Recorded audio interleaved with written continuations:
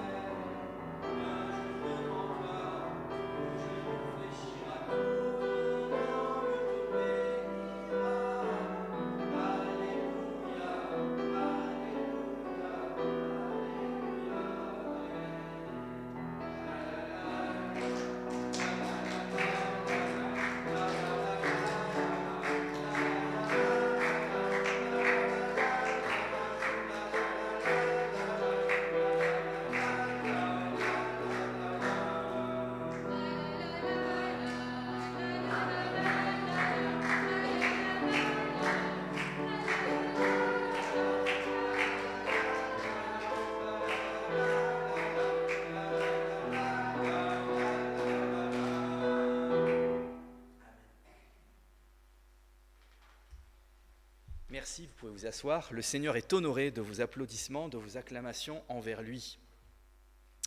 Je vais maintenant lire le psaume 106, versets 1 à 2. Psaume 106, versets 1 à 2, qui nous invite à la louange du Seigneur et à rester dans cet esprit de louange. Psaume 106, versets 1 à 2. Louez l'Éternel, célébrez l'Éternel, car il est bon. Oui, sa bonté dure éternellement. Qui pourra dire l'extraordinaire façon d'agir de l'Éternel? Et qui pourra proclamer toute sa louange? Ce qui est très beau dans ces deux premiers versets du psaume 106, c'est que non seulement nous avons une motivation de louer le Seigneur, c'est-à-dire qu'il est bon et sa bonté dure éternellement, il ne nous a pas abandonnés, même si l'extraordinaire façon d'agir de l'Éternel, et qui pourra proclamer toute sa louange? Eh bien, je crois que nous tous qui sommes chrétiens, qui mieux que nous pouvons proclamer la louange de notre Seigneur. Alors je vous invite à prendre un temps de prière libre, d'adoration, de louange, d'action de grâce, simplement de faire monter vers le Seigneur vos remerciements, vos louanges, votre adoration, votre amour. Donc prenons quelques minutes pour prier et sentez-vous libre de faire monter vos prières devant le Seigneur, que ce soit à haute voix ou dans votre cœur. Le Seigneur les entend. Prions donc.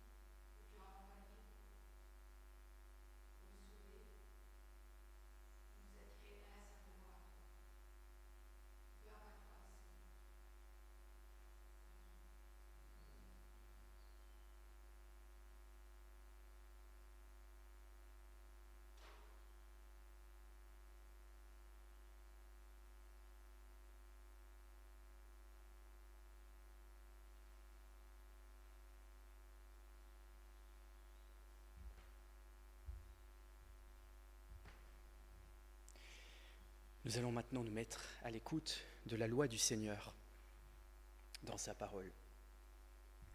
Voici ce que le Seigneur nous dit. Dieu est Seigneur, tu aimeras le Seigneur ton Dieu de tout ton cœur, de toute ton âme, de toute ta pensée et de toute ta force. La parole de Dieu nous dit encore, Dieu est esprit.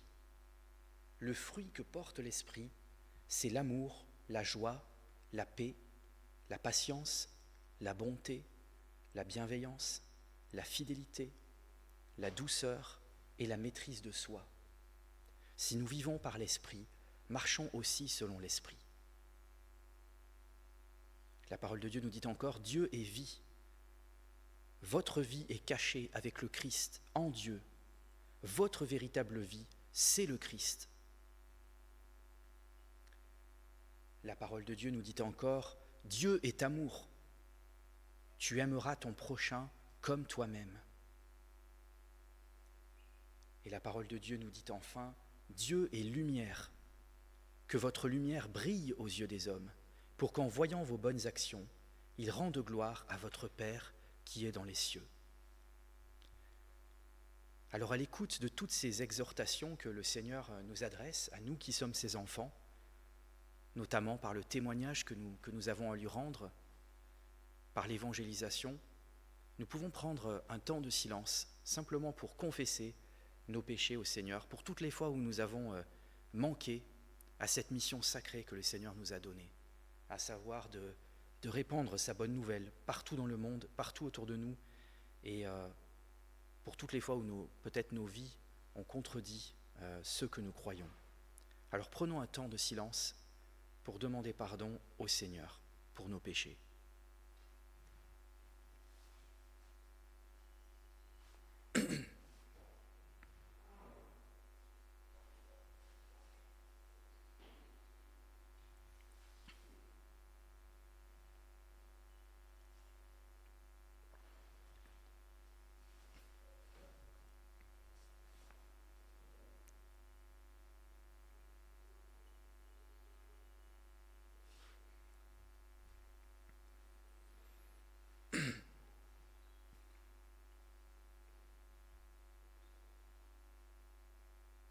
Seigneur Jésus-Christ, merci parce que, en dépit de nos péchés, tu as mis le comble à ta grâce en nous élevant à toutes les dignités que le Père t'a accordées. Comme le Père t'a envoyé dans le monde, tu nous envoies dans le monde pour être la lumière du monde, comme nous l'avons entendu. Toi qui es la lumière, tu veux que nous brillions comme des flambeaux dans le monde. Toi qui es le bon berger, tu nous appelles à paître tes brebis. Toi qui es le saint, le juste, le Fils unique, tu fais de nous les saints, les justes, les enfants du Père. Ô Christ, plus nous regardons à toi, plus nous sentons notre misère et plus nous implorons ta grâce. Mais ta parole est certaine, ta parole qui nous annonce le pardon pour tous ceux qui se repentent. Ô Seigneur Jésus-Christ, viens et rends-nous toi-même semblables à toi. Transforme-nous à ton image. Donne-nous de répondre à tes promesses par une foi totale. Que l'Église tout entière, ici présente, puisse s'écrier « Ce n'est plus moi qui vis, c'est Christ qui vit en moi. Je puis tout par Christ qui me fortifie. » Amen. Alors je vous propose de rester assis pour le troisième chant, qui est un chant de repentance, dans lequel nous allons inviter le Seigneur à changer notre cœur. Dans sa parole, le Seigneur nous promet qu'il changera notre cœur de pierre en un cœur de chair, c'est-à-dire un cœur qui aime tendrement le Seigneur et les autres. Donc nous pouvons chanter ce chant « Change mon cœur, Seigneur ».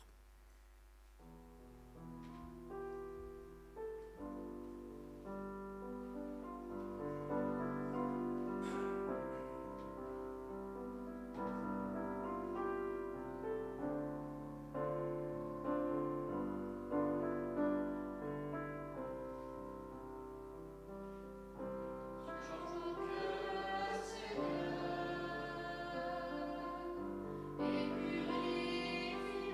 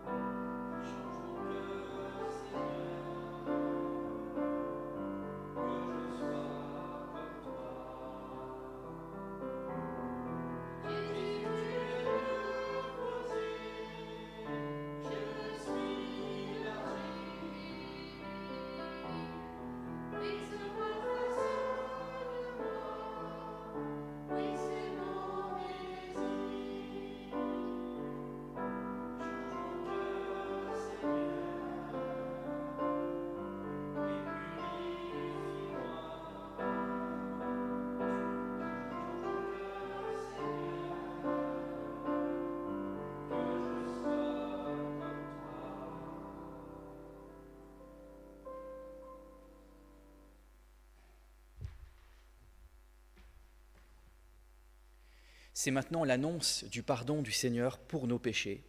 Et vous pouvez, si vous le souhaitez, vous lever à l'écoute de cette annonce.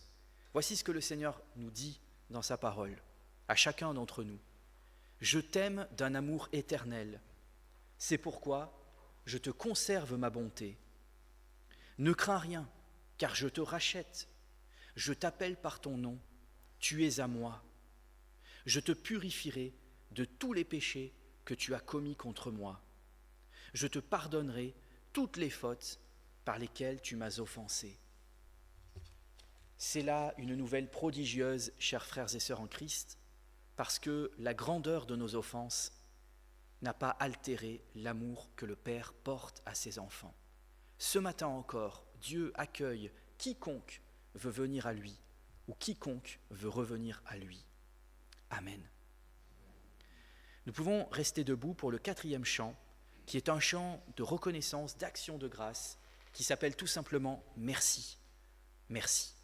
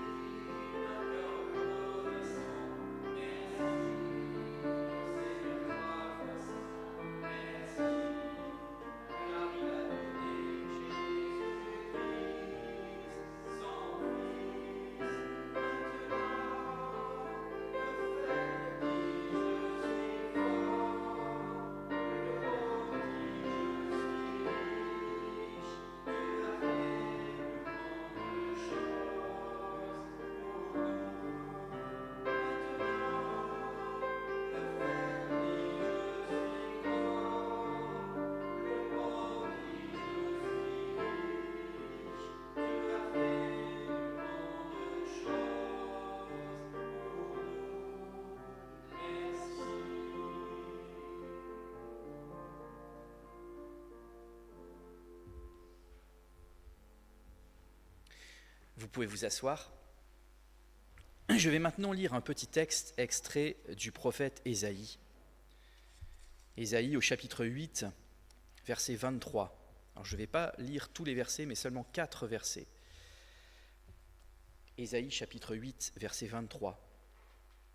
Toutefois, les ténèbres ne régneront pas toujours sur la terre, où il y a maintenant des angoisses. Si les temps passés ont couvert de mépris le territoire de Zabulon et de Nephtali, les temps à venir couvriront de gloire la région voisine de la mer, la région située de l'autre côté du Jourdain, la Galilée à la population étrangère. Le peuple qui marchait dans les ténèbres a vu une grande lumière. Cette lumière, c'est Jésus-Christ.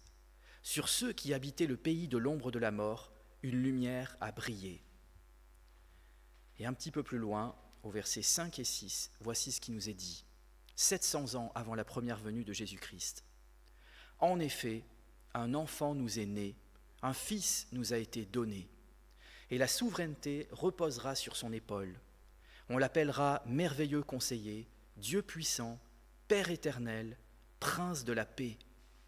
Étendre la souveraineté, donner une paix sans fin au trône de David et à son royaume, l'affermir et le soutenir par le droit et par la justice, dès maintenant et pour toujours, voilà ce que fera le zèle ou l'amour ardent, suivant les traductions, de l'Éternel, le Maître de l'univers. Oui, c'est l'amour ardent de l'Éternel pour nous qui l'a poussé à envoyer son Fils Jésus-Christ pour que nous soyons pardonnés de nos péchés et pour que nous ne restions pas dans les ténèbres, puisque Jésus a bien dit « Je suis la lumière du monde, celui qui me suit ne marchera pas dans les ténèbres, mais il aura la lumière de la vie. » Alors, suite à ce magnifique texte que nous avons entendu, je vous propose de prendre un 5e chant, et vous pouvez vous lever si vous le souhaitez et le pouvez, ce cinquième chant s'appelle « Lumière du monde ». Et bien sûr, cette lumière du monde, c'est Jésus-Christ que nous acclamons, que nous sommes venus adorer ce matin. Lumière du monde.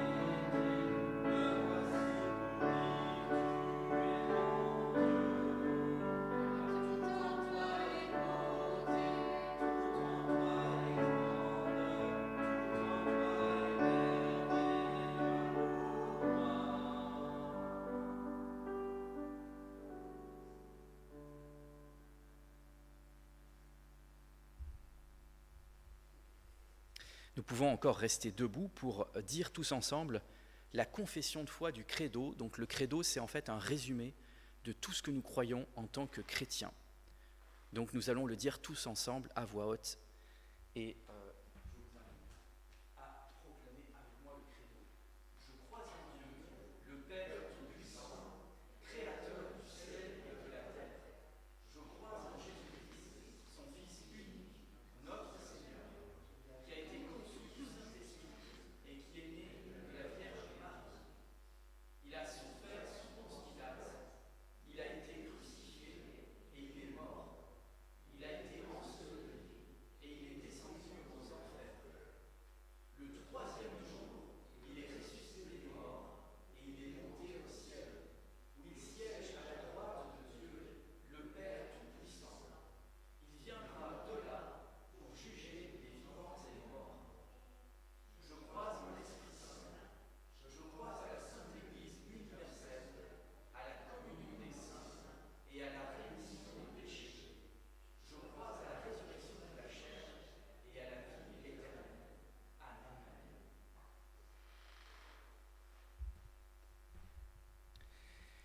Et nous pouvons encore rester debout pour un sixième et dernier chant. Je loue ton nom éternel, un chant dans lequel nous remercions le Seigneur de ne pas nous avoir laissés seuls, abandonnés sur la terre avec nos péchés, avec nos fautes.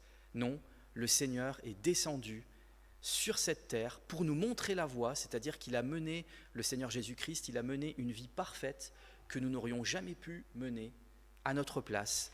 Et il est mort sur la croix à notre place pour prendre la punition de toutes nos fautes si nous croyons en lui. Alors comment ne pas le louer, comment ne pas l'adorer pour un tel amour? Donc nous pouvons chanter tous ensemble « Je loue ton nom éternel ».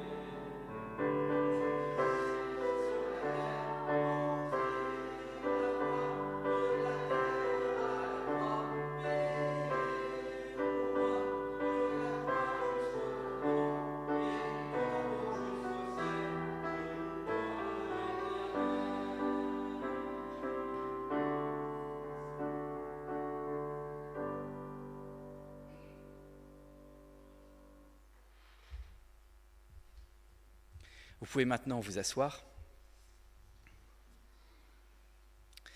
Et c'est le temps de l'offrande. Le Seigneur nous promet dans sa parole la chose suivante.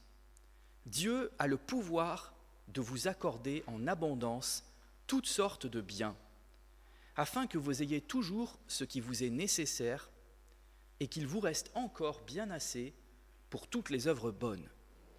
Donc nous pouvons nous appuyer sur cette promesse que le Seigneur ne nous abandonnera pas, y compris dans nos finances. Et nous pouvons, si nous le souhaitons, personne n'est forcé, mais nous pouvons, si nous le souhaitons, faire un acte de foi en donnant une partie de nos biens au Seigneur au travers de cette offrande pour notre Église. Je vais donc demander à Gérard s'il veut bien.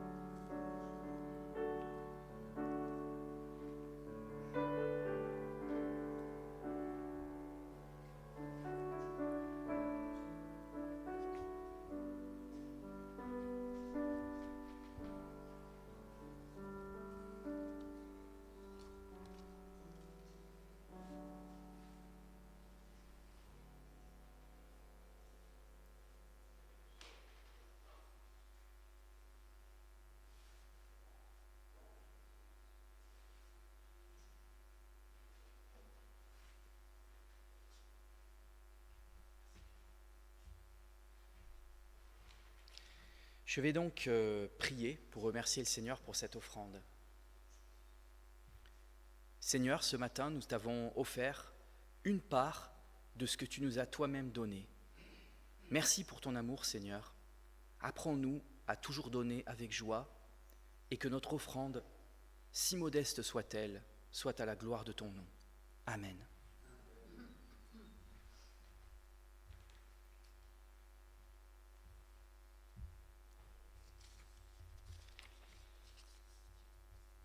Alors je vais maintenant prier pour les enfants qui vont bientôt aller avec Catherine à l'école du dimanche.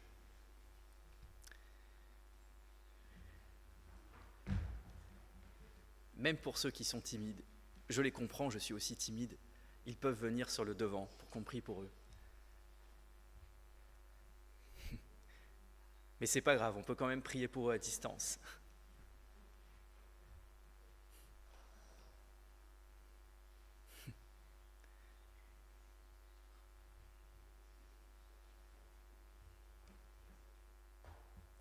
Seigneur, merci pour ce bonheur, pour cette grâce que tu nous fais, cet honneur même, je dirais, d'avoir des enfants parmi nous dans notre assemblée.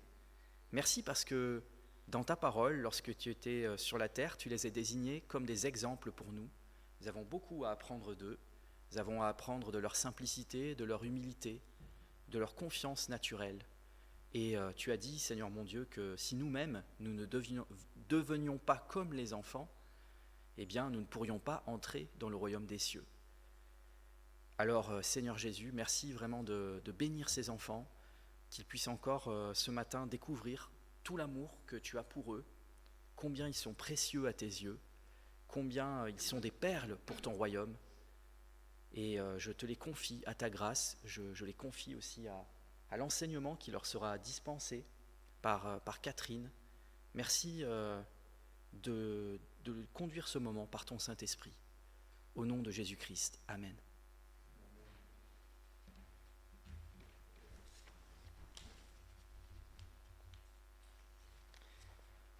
Merci Catherine pour la louange, merci Charles pour la projection.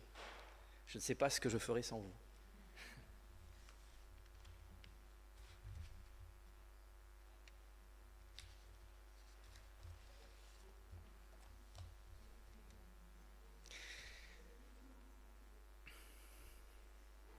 Alors c'est maintenant le temps de la prédication.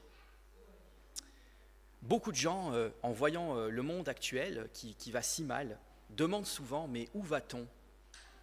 Où va le monde ? Et nous, chrétiens, nous avons en fait la réponse à cette question, en particulier dans le fameux livre de l'Apocalypse qui nous dévoile l'avenir final du monde. Et nous savons que l'avenir du monde se conclura par le retour glorieux et triomphant de notre Seigneur Jésus-Christ. Alors le terme apocalypse veut en fait dire dévoilement ou révélation.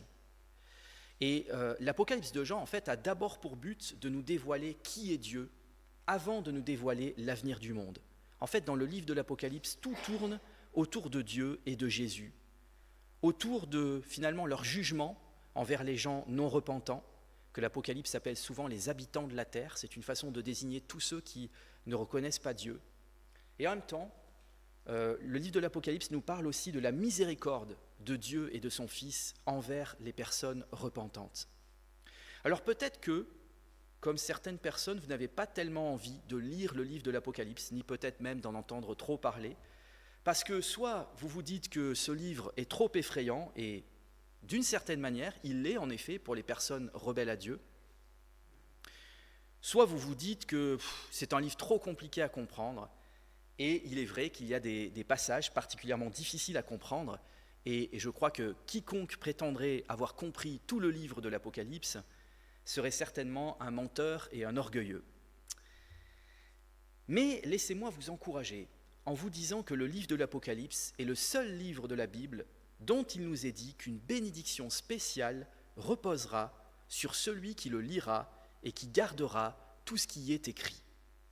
Autrement dit, le Seigneur nous encourage à lire ce livre, à l'étudier, à le chérir et surtout à le mettre en pratique. Donc ce livre, même s'il peut être effrayant ou compliqué à comprendre, est aussi un livre passionnant. Alors dans cette prédication, j'adopterai une lecture futuriste de ce livre et je ferai le pari de prendre au mot ce que l'Apocalypse nous annonce pour les tout derniers jours de l'humanité et de la planète Terre.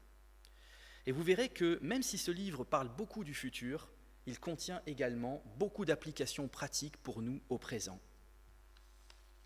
Alors je résume juste la prédication précédente pour ceux qui n'étaient pas là. Donc dans la Bible, il y a ce qu'on appelle 7 sceaux, 7 trompettes et 7 coupes. En fait, ces 7 sceaux, ces 7 trompettes, ces 7 coupes, ce sont des fléaux que Dieu enverra sur la terre avant le retour de son Fils, et en vue de préparer l'humanité au retour de Jésus-Christ pour lui donner des chances de se repentir. La dernière fois, nous avions étudié en particulier l'ouverture des 5 premiers sceaux. Donc, faute de temps, je ne reviendrai pas sur tous les détails que je vous ai partagés. Mais je dirais que les 7 sceaux sont brisés pour 2 raisons principales. La première de ces raisons, les 7 sceaux sont brisés pour juger. Ce sont des sceaux de jugement. Nous sommes ici au tout début de la grande tribulation. En fait, la grande tribulation, ce sera la pire période de l'humanité, une période de jugement et de punition avec l'explosion de la colère de Dieu. Mais cette colère est une colère juste, une colère sainte contre une humanité qui aura atteint le comble du mal. Mais deuxièmement, et c'est tout aussi important de le signaler, les 7 sceaux sont ouverts en vue de pousser l'humanité qui n'est pas repentante à la repentance. Ce sont donc aussi des sceaux de miséricorde qui auront leur effet, parce que beaucoup de gens se convertiront pendant la grande tribulation, et on l'avait déjà vu la dernière fois où j'avais prêché sur l'Apocalypse, lors de l'ouverture du 5e sceau, on a vu qu'il y avait une première vague de martyrs chrétiens et que beaucoup déjà se seront convertis. Alors nous arrivons maintenant au 6e sceau dont nous allons faire la lecture ce matin. Donc je lirai dans Apocalypse 6, verset 12, jusqu'à Apocalypse 7, verset 17. Apocalypse 6, verset 12. Je regardai quand l'agneau ouvrit le 6e sceau, et il y eut un grand tremblement de terre. Le soleil devint noir comme un sac de crin. La lune entière devint comme du sang. Et les étoiles du ciel tombèrent sur la terre, comme les figues vertes d'un figuier secouées par un vent violent. Le ciel se retira comme un livre qu'on enroule, et toutes les montagnes et les îles furent écartées de leur place. Les rois de la terre, les grands, les chefs militaires, les riches, les puissants, tous les esclaves et les hommes libres se cachèrent dans les cavernes et dans les rochers des montagnes, et ils disaient aux montagnes et aux rochers, « Tombez sur nous et cachez-nous, loin de celui qui est assis sur le trône et loin de la colère de l'agneau. En effet, le grand jour de sa colère est venu, et qui peut résister ?» Après cela, je vis 4 anges debout aux 4 coins de la terre. Ils retenaient les 4 vents de la terre, afin qu'il ne souffle pas de vent, ni sur la terre, ni sur la mer, ni sur aucun arbre. Et je vis un autre ange qui montait du côté du soleil levant et qui tenait le sceau du Dieu vivant. Il cria d'une voix forte aux 4 anges qui avaient reçu le pouvoir de faire du mal à la terre et à la mer, « Ne faites pas de mal à la terre, ni à la mer, ni aux arbres, avant que nous ayons marqué d'une empreinte le front des serviteurs de notre Dieu. » Puis j'entendis le nombre de ceux qui avaient été marqués de cette empreinte. Ils étaient 144 000 de toutes les tribus d'Israël. De la tribu de Juda, 12 000 marqués de cette empreinte. De la tribu de Ruben, 12 000. De la tribu de Gad, 12 000. De la tribu d'Azer, 12 000. De la tribu de Nephtali, 12 000. De la tribu de Manassé, 12 000. De la tribu de Siméon, 12 000. De la tribu de Lévi, 12 000. De la tribu d'Issachar, 12 000. De la tribu de Zabulon, 12 000. De la tribu de Joseph, 12 000. De la tribu de Benjamin, 12 000. Tous marqués de cette empreinte. Après cela, je regardai, et je vis une foule immense que personne ne pouvait compter. C'étaient des hommes de toute nation, de toute tribu, de tout peuple et de toute langue. Ils se tenaient debout devant le trône et devant l'agneau, habillés de robes blanches, des feuilles de palmier à la main. Et ils criaient d'une voix forte, « Le salut est à notre Dieu qui est assis sur le trône et à l'agneau. » Tous les anges qui se tenaient autour du trône, des anciens et des 4 êtres vivants, se prosternèrent, le visage contre terre, devant le trône, et ils adorèrent Dieu en disant « Amen, la louange, la gloire, la sagesse, la reconnaissance, l'honneur, la puissance et la force sont à notre Dieu au siècle des siècles. Amen. » L'un des anciens prit la parole et me dit « Ceux qui sont habillés d'une robe blanche, qui sont-ils et d'où sont-ils venus ?» Je lui répondis « Mon Seigneur, tu le sais. » Il me dit alors « Ce sont ceux qui viennent de la grande tribulation. Ils ont lavé leurs robes, ils l'ont blanchie dans le sang de l'agneau. C'est pourquoi ils se tiennent devant le trône de Dieu et le servent jour et nuit dans son temple. Celui qui est assis sur le trône les abritera sous sa tente. Ils n'auront plus faim, ils n'auront plus soif. Le soleil ne les frappera plus, ni aucune chaleur brûlante. En effet, l'agneau qui est au milieu du trône prendra soin d'eux et les conduira aux sources des eaux de la vie, et Dieu essuiera toute larme de leurs yeux. » Jusqu'ici la lecture de la parole de Dieu. Et je vais donc remettre cette prédication au Seigneur. Seigneur mon Dieu, merci pour ce texte très riche, très dense de l'Apocalypse. Je te prie, Seigneur mon Dieu, d'ouvrir nos cœurs à chacun, à chacune, pour recevoir ce que tu veux nous dire au travers de ce texte, que nous puissions non seulement mieux le comprendre, mais surtout en tirer des applications pour nos propres vies et pour l'amour que tu nous portes, aussi pour l'amour que tu portes au monde entier, à tous ceux qui ne te connaissent pas encore. Aide-nous, Seigneur mon Dieu, à mettre de côté toutes nos préoccupations, tous nos soucis qui peuvent faire obstacle parfois à la compréhension de ta parole.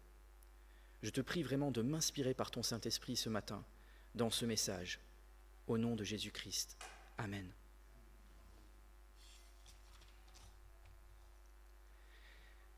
Alors, dans ce chapitre très dense, ces 2 chapitres, ces 2 extraits de chapitres, sur le 6e sceau, on voit que le 6e sceau comprend en fait 3 grandes étapes, 3 grandes séquences, avec des marqueurs temporels très nets, où 2 fois il nous est dit en Apocalypse 7, verset 1, après cela, et en Apocalypse 7, verset 9, après cela. Alors je m'appuierai sur ces 3 parties, sur ces 3 étapes en fait, qui seront les 3 parties de ma prédication. Donc première étape du 6e sceau, des événements cataclysmiques inédits ressemblant à la fin du monde. Donc ça c'est Apocalypse 6, versets 12 à 17. La deuxième étape du 6e sceau, l'arrivée des 144 000 Juifs envoyés par Dieu. Donc ça c'est dans Apocalypse 7, versets 1 à 8. Et enfin, 3e étape du 6e sceau, la deuxième vague de martyrs chrétiens au début de la grande tribulation. Ça, c'est dans Apocalypse 7, versets 9 à 17. Donc, première étape, donc le début du 6e sceau, des événements cataclysmiques inédits ressemblant à la fin du monde. Alors, comme je l'avais évoqué la dernière fois, il s'agira sans doute là d'une réponse divine à la persécution mondiale des chrétiens. Parce que là, nous serons vraiment dans une époque où partout sur la planète, les chrétiens seront persécutés et traqués. Déjà, rien qu'à l'heure actuelle, nous avons plus de 60 pays dans le monde où les chrétiens sont persécutés. Mais là, ce sera vraiment partout sur la planète. Et en fait, donc, ce 6e sceau, ce sera un jugement, une punition contre les habitants de la terre qui auront martyrisé les chrétiens. Et ce sera aussi un début de réponse à la prière des martyrs qui demandaient justice à Dieu. Donc, je ne reviens pas sur ça parce que j'en avais déjà parlé. Donc on voit ici que Dieu va secouer, va ébranler non seulement la terre, mais aussi les cieux. Et ça, c'est une promesse du Seigneur qu'on trouve 3 fois dans sa parole, en Agée chapitre 2, versets 6 et 21, et en Hébreux 12, verset 26, où Dieu nous dit qu'il secouera la terre et le ciel. Il s'agira là d'un châtiment universel et cosmique. Il ne s'agira pas juste d'un petit tremblement de terre local, mais d'un tremblement de terre qui va ébranler toute la terre, qui sera vraiment secouée comme jamais. Et en fait, il s'agit du premier de 5 tremblements de terre. Il y a une série de 5 tremblements de terre dans l'Apocalypse. Et de même que lors de la mort de Jésus, il y a eu un grand tremblement de terre, de même, suite à la mort des premiers martyrs de la grande tribulation, il y aura également un grand tremblement de terre qui secouera la planète entière. On le voit dans le texte, personne ne sera épargné. À tel point que le texte nous dit que toutes les montagnes et toutes les îles seront écartées de leur place. Donc il est bien dit toutes, cela nous dit que le monde entier sera touché. Le ciel sera secoué également, avec le soleil qui deviendra noir, la lune entière qui deviendra comme du sang, et mystérieusement, le texte nous parle d'étoiles du ciel qui tomberont sur la terre. Et tout ça, Jésus nous l'a aussi annoncé dans son grand discours du Mont des Oliviers, qu'avant son retour, il y aura des signes dans le soleil, dans la lune et dans les étoiles. Alors nous avons du mal à nous imaginer cet événement parce que nous ne l'avons pas encore vécu, mais il nous est donné de voir dans ce texte quelle sera la réaction des humains à ce jugement terrible, inimaginable, apocalyptique. Alors nous avons 7 catégories d'humains qui sont mentionnées, mais on va simplement les diviser en 2 pour simplifier. D'un côté, les grands de ce monde, c'est-à-dire les rois de la terre, les grands, les chefs militaires, les riches et les puissants. Et de l'autre, des gens comme vous et moi, des gens d'en bas comme on dit. Il nous est parlé d'esclaves et d'hommes libres. Alors ça peut nous paraître étrange qu'il nous soit parlé d'esclaves, mais il faut savoir qu'à l'heure actuelle, l'esclavage existe toujours dans des pays comme le Qatar, l'Arabie Saoudite, la Mauritanie, le Yémen, la Libye. Donc cela peut faire référence à des gens vivant dans des pays en dictature. Il nous est parlé aussi des hommes libres, donc là cela peut faire référence à ce qu'on appelle le monde libre, la démocratie.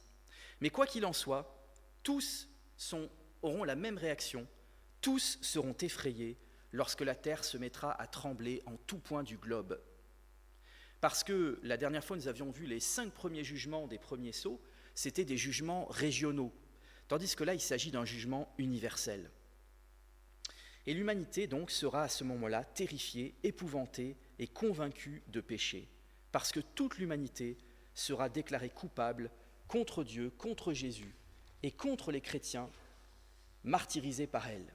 Et c'est pourquoi, on le voit dans la réaction de ces hommes, ils penseront que la fin du monde est venue, et ils comprendront que c'est la colère de Dieu et du Christ qui les attend. Donc cela nous montre qu'il y a un moment donné où la patience de Dieu va prendre fin, y compris même la patience de Jésus, qui est appelée 24 fois ou 28 fois, je crois, de mémoire, dans l'Apocalypse, il est appelé l'agneau. L'agneau, c'est le côté miséricordieux de Jésus, l'agneau de Dieu qui ôte le péché du monde parce qu'il a donné sa vie pour nous. Et en fait, il a donné sa vie aussi pour ces hommes, mais ils n'en auront fait aucun cas. Et toi, mon ami, ce matin, est-ce que tu réalises le grand amour du Christ pour toi ? Est-ce que tu réalises qu'il a donné sa vie à la croix pour te sauver ? Que comme nous l'avons entendu ce matin dans le chant, nous ne pouvons pas imaginer le prix qui a été payé pour nous à la croix. Oui, Jésus-Christ, avant d'être un grand juge, il est cet agneau de Dieu qui a accepté d'être envoyé à la boucherie pour toute l'humanité. Alors donc, aussi incroyable que cela puisse paraître, les êtres humains des derniers jours comprendront bien que ce gigantesque tremblement de terre fait partie de la colère de Dieu, et pas de n'importe quel Dieu, mais du Dieu chrétien, puisqu'il parle bien de la colère de l'agneau. Cet agneau qu'ils auront dédaigné, qu'ils auront méprisé, notamment en tuant ses envoyés. Alors là, on voit que face à ce jugement terrible qu'on ne peut même pas imaginer, le texte biblique nous montre qu'aucun d'entre eux, aucun des êtres humains sur terre, à ce moment-là, ne fera le malin. Mais on les voit tous terrifiés. Tellement terrifiés par le sol qui littéralement se dérobera sous leurs pieds, que le texte nous dit qu'ils voudront fuir et disparaître en se cachant dans des cavernes et des rochers. Et ils demanderont, à juste titre, mais qui peut tenir, qui peut subsister face à la colère de Dieu ? Évidemment, nous savons que les seules personnes qui peuvent tenir, qui peuvent subsister face à la colère de Dieu, ce sont ceux qui se sont repentis de leurs péchés, ceux qui ont cru en Jésus-Christ. Et nous avons un verset dans Jean 3, 36 qui nous dit « Celui qui croit en Dieu, dans le Fils de Dieu a la vie éternelle. Mais celui qui ne croit pas au Fils de Dieu n'a pas la vie éternelle et la colère de Dieu demeure sur lui. Donc la colère de Dieu demeurera sur cette humanité terrifiée qui voudra se cacher loin du Seigneur, comme Adam et Ève, leurs premiers parents, qui ont voulu se cacher de Dieu lorsqu'ils ont péché. Et ils sont tellement effrayés que, vous voyez, ces hommes, ils préféreront mourir tués par des éboulements de rochers plutôt que de devoir affronter la colère de Dieu, c'est-à-dire l'enfer éternel. Donc on voit que lors de la première étape du 6e sceau régnera véritablement une atmosphère de fin du monde. Mais est-ce que ce sera vraiment la fin du monde à cet instant précis ? Eh bien non, pas encore, car nous ne sommes ici qu'au tout début de la grande tribulation. Et en fait, Dieu, dans sa grâce, va encore laisser un certain sursis à l'humanité. Pourquoi ? Parce que l'humanité, là, à ce moment-là, elle est dans la crainte du Seigneur et de son Fils. Tandis que quand viendra vraiment la fin, on voit ça dans Apocalypse 16 en particulier, eh bien, tous les derniers hommes, ils n'auront aucune repentance. Et même face à tous les châtiments de Dieu, ils iront jusqu'à blasphémer Dieu. C'est quelque chose qui revient 3 fois dans le chapitre 16 d'Apocalypse, et ils blasphémèrent le Dieu qui a l'autorité sur ces fléaux. Là, on voit que l'humanité n'est pas totalement encore endurcie vis-à-vis du Seigneur, et donc Dieu va encore prolonger sa patience. Et il le fait aussi, à l'heure actuelle, envers nous. L'apôtre Pierre va nous dire « Croyez que la patience du Seigneur est votre salut ». Il le fait envers nous, si par exemple nous sommes chrétiens, mais finalement nous menons une sorte de double vie, nous ne sommes pas vraiment sérieux dans notre consécration avec le Seigneur, eh bien si nous nous sommes encore réveillés ce matin, c'est parce que le Seigneur nous offre l'occasion de nous repentir, de nous consacrer à nouveau à 100% à lui. Et il le fait aussi envers tous les non-chrétiens. Il nous dit qu'il fait preuve de patience envers tous, voulant que personne ne périsse, mais que tous parviennent à la repentance. Oui, mon frère, ma sœur, mon ami, la patience du Seigneur envers toi est une preuve de son grand amour. Alors je t'invite à ne pas en abuser, mais à saisir plutôt cette chance qui t'est offerte encore ce matin, d'être sauvé si tu ne l'es pas, et de revenir au Seigneur si tu t'es éloigné.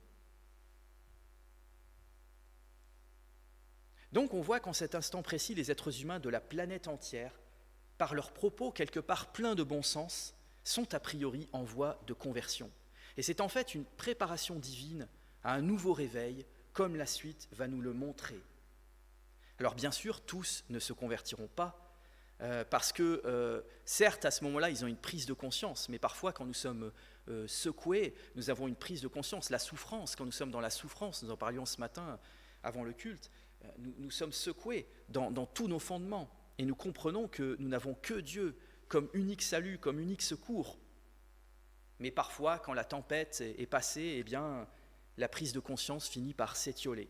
Alors certains, comme le Pharaon dans l'Ancien Testament, vont s'endurcir. Mais d'autres, au contraire, vont se convertir, y compris peut-être des rois, puisqu'il nous est parlé de rois, comme certaines prophéties des psaumes ou d'Ésaïe l'annoncent. Ces prophéties nous disent que des rois se prosterneront devant le Seigneur. Alors nous-mêmes, mes frères et sœurs, mes amis, lorsque Dieu nous frappe, lorsque Dieu nous secoue, lorsque Dieu nous ébranle, est-ce que nous comprenons le message qu'il nous envoie ? Est-ce que nous allons retenir la leçon ? Christ aurait pu revenir tout de suite pour juger définitivement l'humanité en rébellion contre lui. Mais au lieu de cela, surviennent ces fameux et mystérieux 144 000 Juifs qui vont en fait moissonner des milliers et même des millions d'âmes parmi cette humanité terrifiée. Et ce sera donc l'objet de ma deuxième partie, deuxième étape, la suite du 6e sceau, l'arrivée des 144 000 Juifs envoyés par Dieu. Donc, comme je l'ai mentionné, le après cela nous montre qu'il y a une deuxième étape, et cela, c'est ce fameux tremblement de terre cataclysmique qui a dû faire beaucoup de morts, mais beaucoup encore sont en vie. Alors avant même de parler des 144 000 et du but de leur mission, notons d'abord qu'il y a une accalmie pour la terre. On voit 4 anges qui ont le pouvoir de retenir le vent afin qu'il ne souffle aucun vent sur la terre, sur la mer et sur aucun arbre. Le chiffre 4 dans la Bible évoque l'intégralité du monde créé qui est touché par l'action de Dieu et des anges.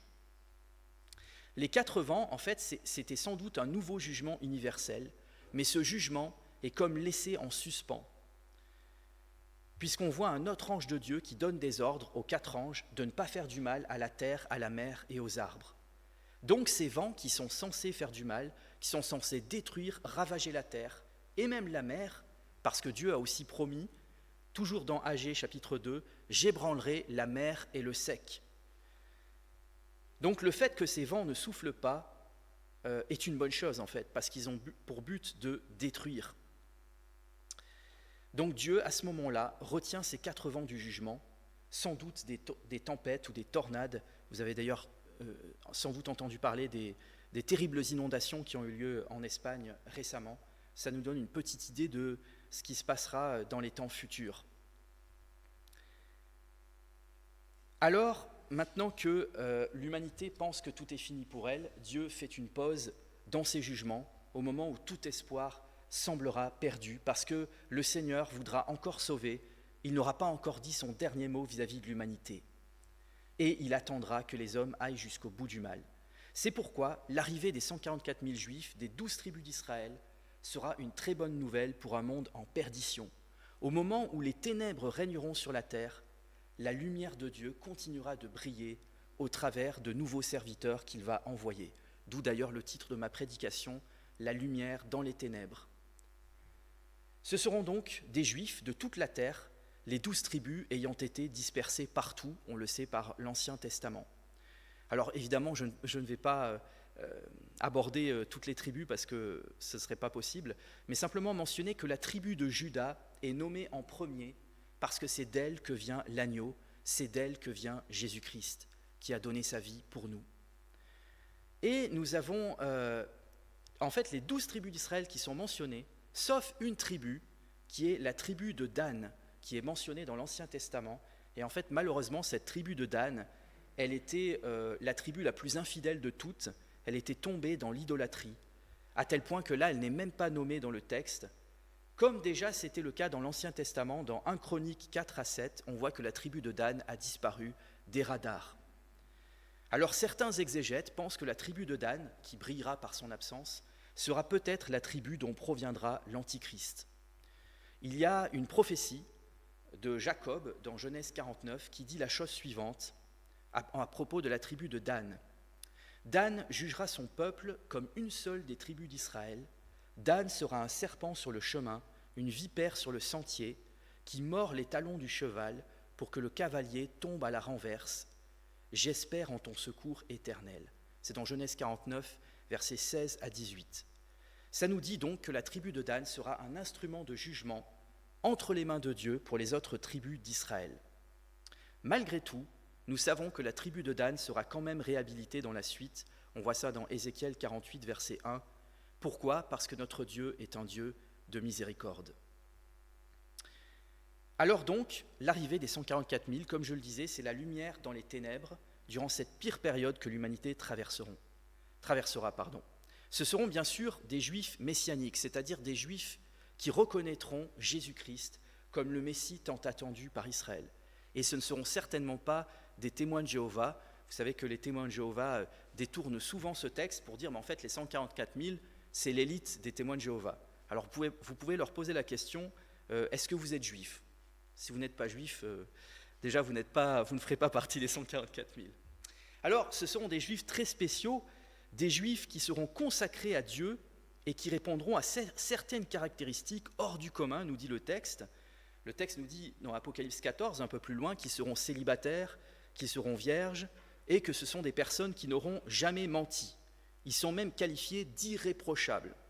Donc il y a vraiment un sacré niveau spirituel chez ces personnes. Néanmoins, Apocalypse 14 précise quand même qu'eux aussi auront été rachetés par le Seigneur. C'est-à-dire qu'ils ne seront pas sans péché pour autant, puisque vous le savez, tous les hommes ont péché et sont privés de la gloire de Dieu. Oui, mon frère, ma sœur, mon ami, personne n'est sans péché devant le Seigneur. Personne ne peut dire, par exemple, sauf à l'exception des 144 000, qu'il n'a jamais menti. Et un seul mensonge nous sépare du Seigneur. C'est pourquoi nous avons besoin de nous repentir de nos péchés et d'accepter Jésus-Christ comme notre Seigneur et Sauveur. Alors ces Juifs, par leur présence, annonceront le rétablissement futur d'Israël. Dieu, en fait, il a commencé d'évangéliser le monde avec des Juifs, puisque je ne vous apprends rien en vous disant que tous les premiers chrétiens étaient Juifs. Et Dieu continuera d'évangéliser le monde au travers de Juifs lorsque nous approcherons de la fin du monde. Dans le plan de Dieu, c'est comme si tout commence avec Israël et tout se termine avec Israël. Et au milieu, il y a nous tous qui nous convertissons. Donc je crois que ce texte nous montre qu'il est impossible d'être chrétien et d'être anti-juif ou antisémite. Vous avez peut-être d'ailleurs vu les actualités à Amsterdam avec ces juifs qui ont été lynchés, frappés, molestés, etc. En tout cas, je crois qu'en tant que chrétiens, nous ne pouvons pas détester qui que ce soit et certainement pas le peuple juif, puisque Jésus a dit que le salut vient de ce peuple, dans Jean 4, verset 22. Alors dans le texte, on voit un ange de Dieu qui tient le sceau du Dieu vivant. Qu'est-ce que c'est le sceau du Dieu vivant ? C'est une empreinte, c'est en fait l'empreinte du salut. Et Apocalypse 14 nous précise même que ce sont les noms du Père et du Fils. En fait, le sceau, au moment où Jean écrit son livre, c'était un petit instrument qui servait à marquer les objets personnels, ou qui servait à identifier un troupeau. Donc ça, c'est vraiment un signe d'appartenance de ces personnes au Seigneur. Le Seigneur, donc, qui fait d'eux des membres de son troupeau, qui les sauve et qui fait d'eux ses serviteurs, parce qu'ils sont surtout qualifiés de serviteurs du Seigneur. Et là aussi, il y a une application pour nous, c'est que nous avons été sauvés pour servir Dieu et pour servir les autres. Ne perdons pas de vue cela, c'est que notre mission, c'est de faire connaître l'amour de Dieu autour de nous. Alors cette empreinte semble être aussi une protection sur eux avant que ne se déchaînent les 4 vents qui donc vont agiter la terre et la mer.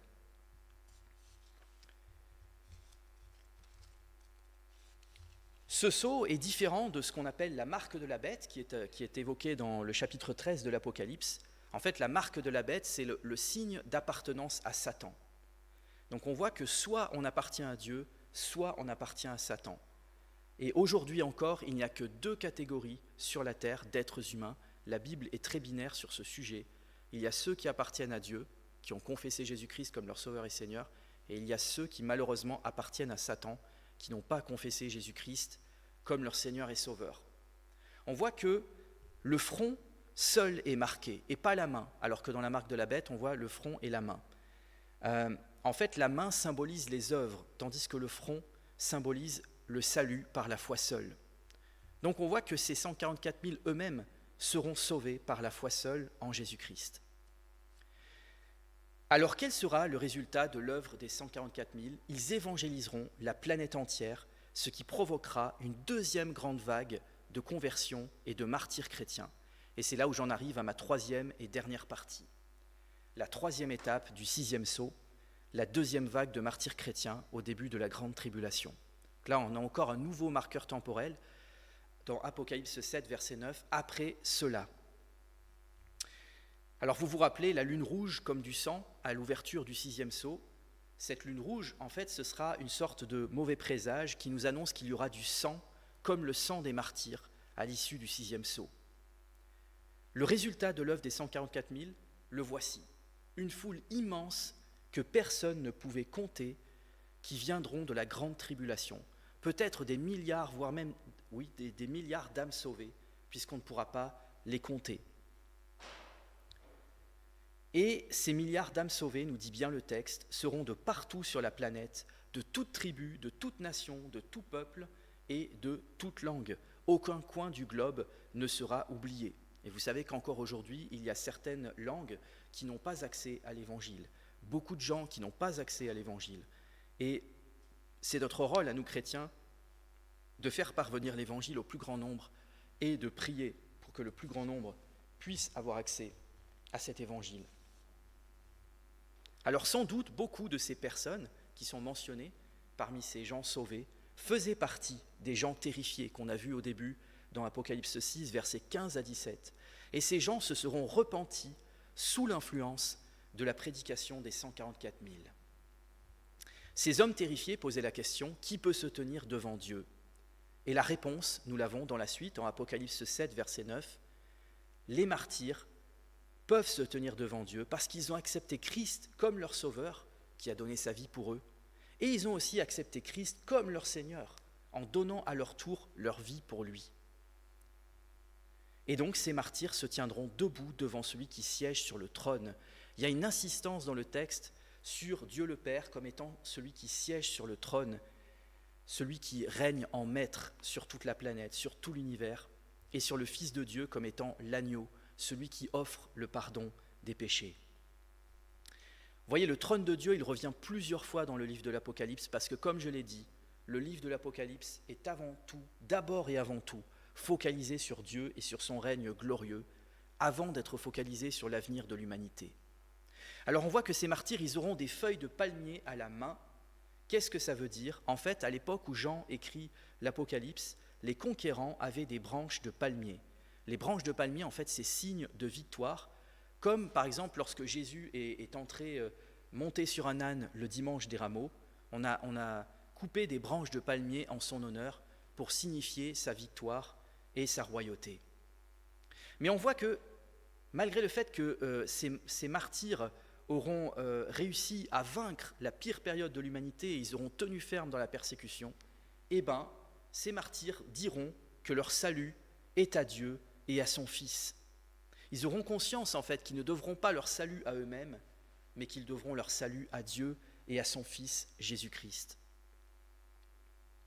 Le texte nous dit qu'ils seront habillés de vêtements blancs.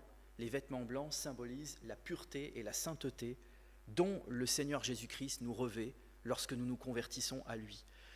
Les vêtements blancs recouvrent la nudité spirituelle qui symbolise le péché. Et il nous est précisé que leur robe aura été lavée et blanchie dans le sang de Jésus. Donc on voit que ce n'est pas le sang des martyrs qui les lave et qui les blanchit, mais c'est le sang de l'agneau. Ce n'est pas leur propre martyr qui les sauve, mais c'est le martyr de Jésus-Christ. Donc là encore, on retrouve le fameux salut par grâce et par le sang de Jésus-Christ. Et c'est pourquoi ils proclameront à voix haute que leur salut vient de Dieu et de son Fils qui par son sang les a lavés et blanchis. Comme il peut te laver et te blanchir ce matin, mon frère, ma sœur, mon ami, si tu te sens sous la condamnation, peut-être que comme certains chrétiens, tu penses avoir commis le péché impardonnable, mais non, tu peux encore revenir au Seigneur et le sang de Jésus peut te blanchir et te laver. Les robes blanches symbolisent ce nettoyage et ce blanchissement. Je vous lis une note de la Bible d'études que j'ai trouvée très belle et très parlante par rapport à ces robes blanches qui sont lavées dans le sang de Jésus. Voici ce qu'il est dit. Il est difficile d'imaginer comment le sang peut blanchir un vêtement.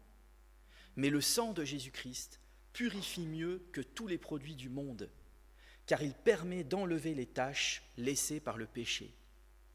Le blanc symbolise la perfection et la sainteté que nous pouvons obtenir uniquement comme fruit de la mort de Jésus-Christ, l'agneau sans tache de Dieu qui s'est sacrifié à notre place. C'est une image, en fait, du salut par la foi.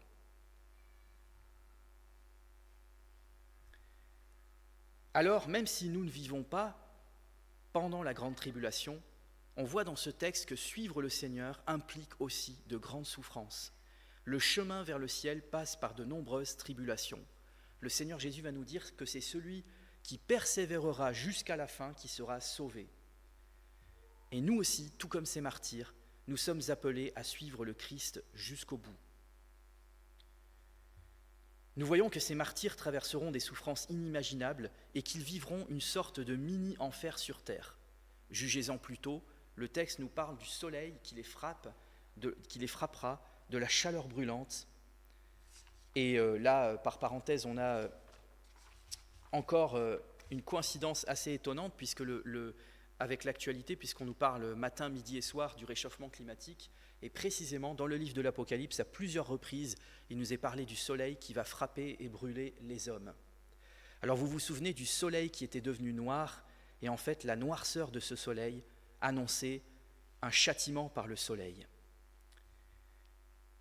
Et donc ces martyrs souffriront de la faim et de la soif, mais le texte nous dit que Jésus leur donnera de l'eau de la vie.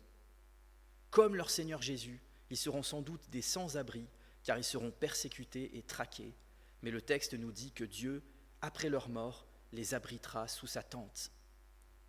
Personne ne prendra soin d'eux, mais le texte nous dit qu'après leur mort, l'agneau qui est au milieu du trône prendra soin d'eux. Et surtout, et j'en terminerai par là, ces martyrs pleureront sans doute beaucoup, mais le texte nous dit qu'après leur mort, Dieu essuiera toute larme de leurs yeux. Et vous savez ce qu'a dit Jésus dans les Béatitudes ? Heureux ceux qui pleurent, car ils seront consolés.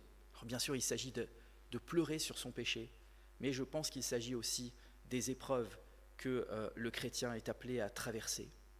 Je crois que ces promesses sont aussi pour nous une consolation pour nous aussi. Ces promesses, nous en bénéficierons si nous persévérons jusqu'à la fin.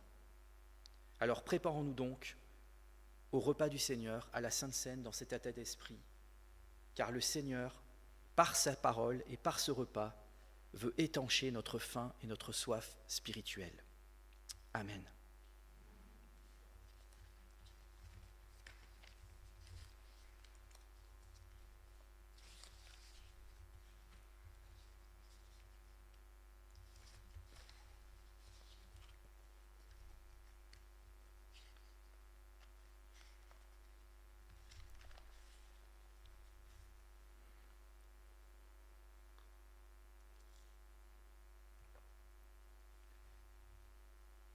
Élevons nos cœurs vers le Seigneur pour nous préparer à la Sainte Seine.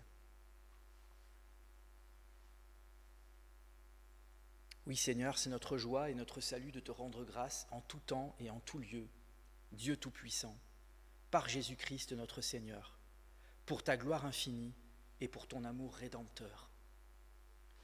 C'est pourquoi, avec l'Église universelle, avec les anges et avec toute l'armée des cieux, avec la grande nuée des témoins, nous voulons exalter ton nom glorieux. Saint, Saint, Saint est l'Éternel. Toute la terre est remplie de sa gloire. Hosanna au plus haut des cieux. Béni soit celui qui vient au nom du Seigneur. Que toute créature fasse silence devant le Seigneur.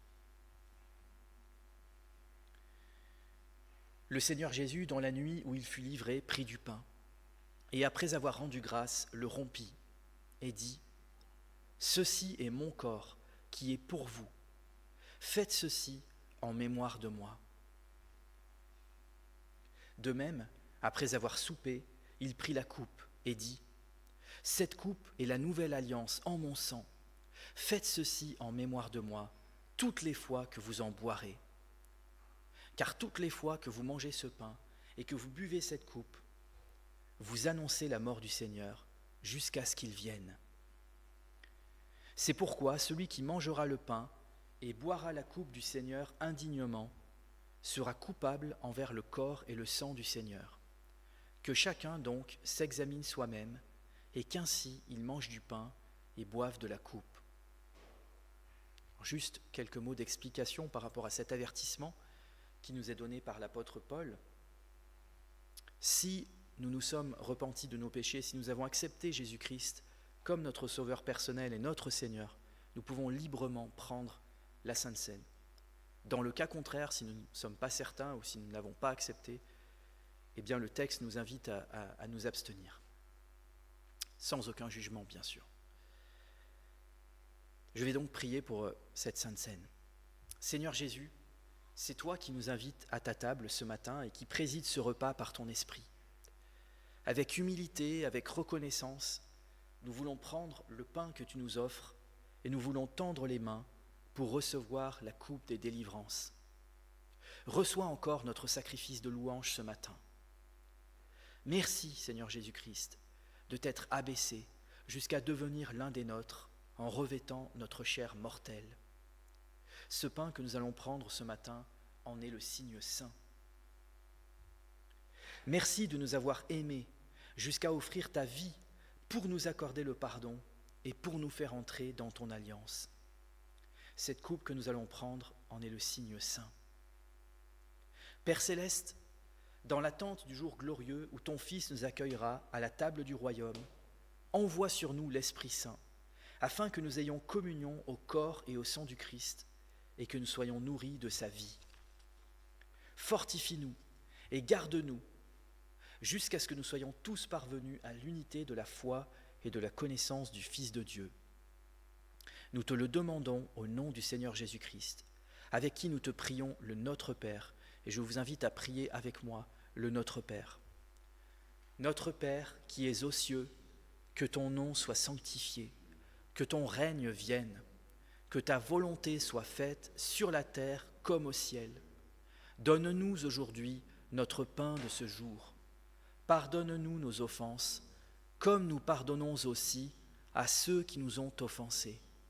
Et ne nous soumets pas à la tentation, mais délivre-nous du mal, car c'est à toi qu'appartiennent le règne, la puissance et la gloire pour les siècles des siècles. Amen. Alors ce matin encore, le Seigneur Jésus appelle chacune de ceux qui l'ont reconnu à sa table. Je vais donc demander à Gérard pour la distribution des éléments. Merci Gérard.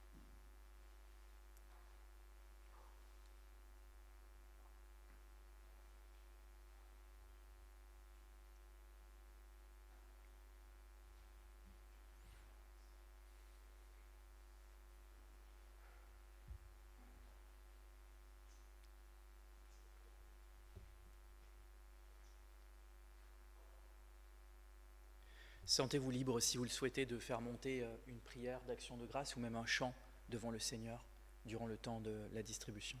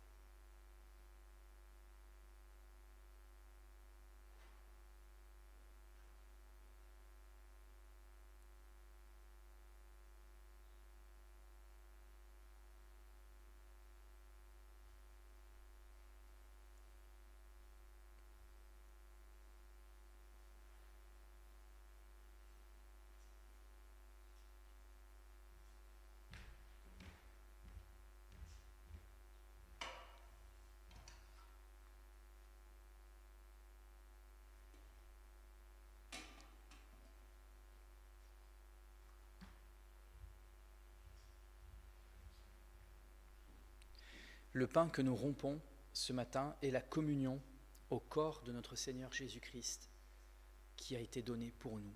Nous pouvons donc prendre le pain tous ensemble.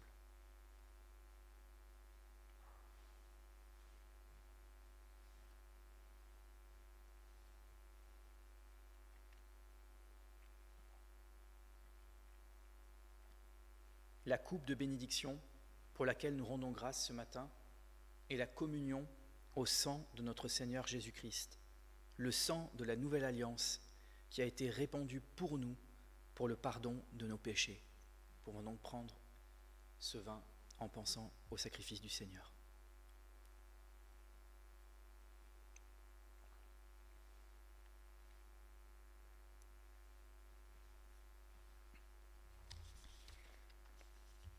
Rendons grâce à Dieu. Dieu Tout-Puissant, nous te remercions de nous avoir reçus par grâce à ce repas qui rappelle ton alliance. Que ce repas ne soit pas pour nous une occasion de sécurité trompeuse, mais au contraire, un renouvellement de tout notre être et de toute notre vie à ton service et dans l'amour de notre prochain. En Jésus-Christ, Amen. Vous pouvez vous asseoir.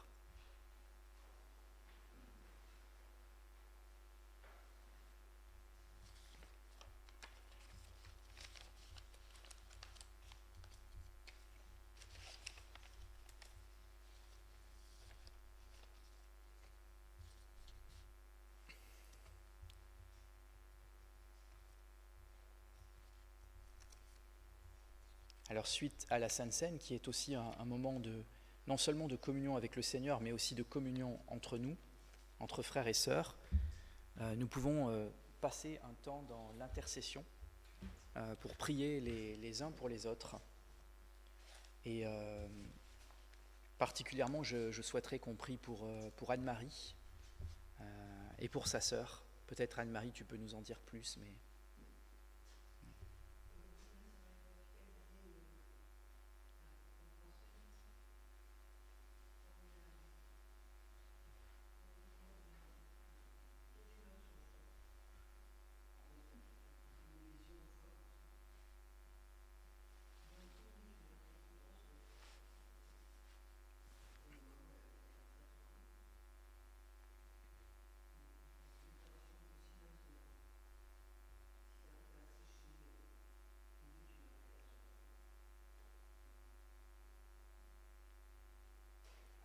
Nous pouvons aussi prier pour Anne-Marie qui a été durement éprouvée dans sa santé aussi.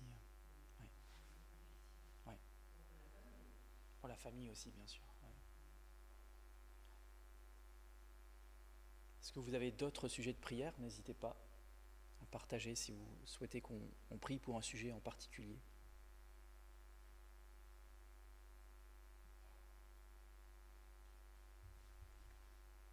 Sinon, voilà, nous pouvons prier et sentez-vous libre de partager les sujets au Seigneur, les sujets que vous souhaitez. Prions donc.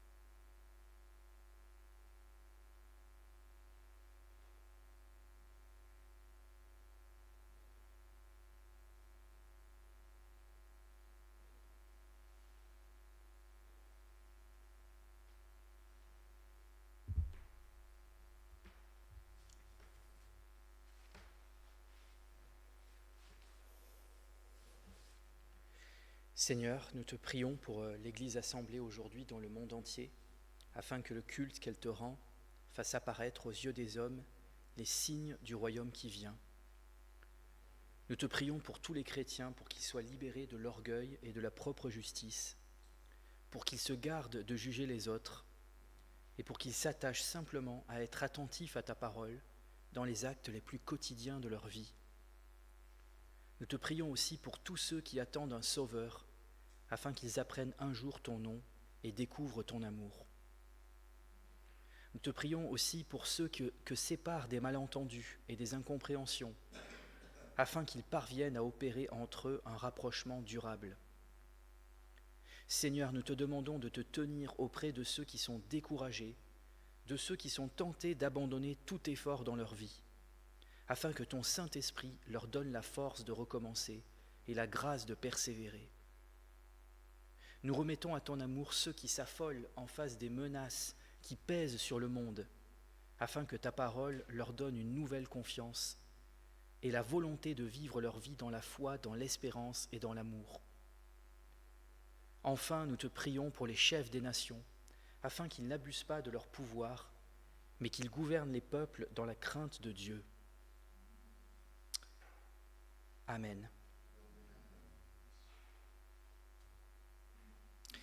Ce culte touche à sa fin, et je vous invite donc à vous lever pour recevoir la parole d'envoi, une parole d'exhortation et une parole de bénédiction.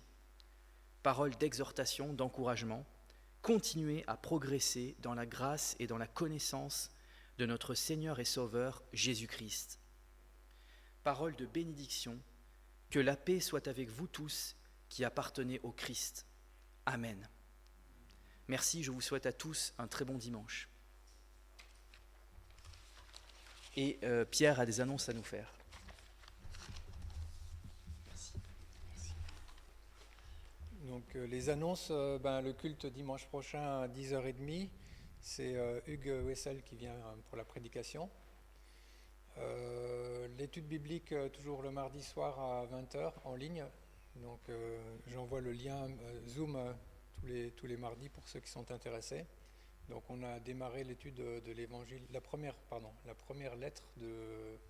épître de Jean. Voilà. Et derrière, on a laissé des catalogues. Je vous avais annoncé que c'était la cérémonie d'ouverture de la CLC, la librairie chrétienne. Donc là, il y a des catalogues avec les calendriers qu'il y a pour la nouvelle année. Donc s'il y a des choses qui vous intéressent, vous pouvez nous dire. On pourrait éventuellement faire une commande en commun. Voilà. Et donc, bon dimanche à tous.